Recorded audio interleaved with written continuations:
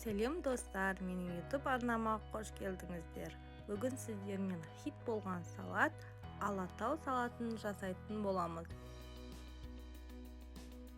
Тойымды әрі кез келген дастарханның көркі болатынына 100% сенімдімін.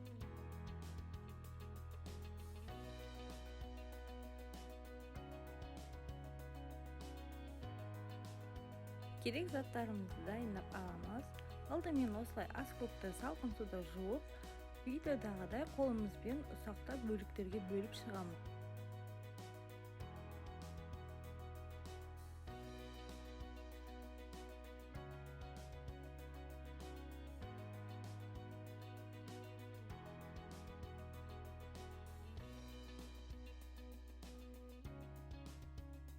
Видеода көріп тұрғандарыңыз сияқты барлық заттарды 3 бұрыш етіп турап шығамыз.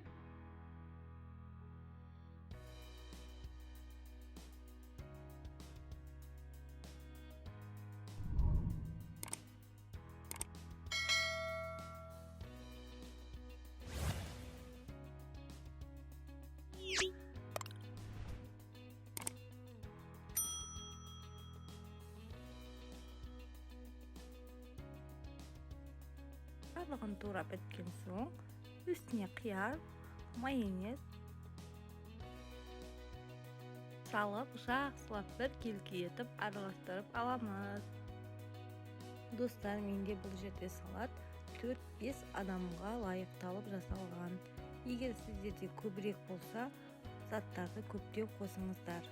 Дайын болған салатымызды видеодағыдай ыдысымызға салып, үстін сәндеп дастарханға ұсынуға болады. Достар, міндетті түрде жасап көріңіздер. Менімен видеоның соңына дейін болғандарыңыз үшін рахмет.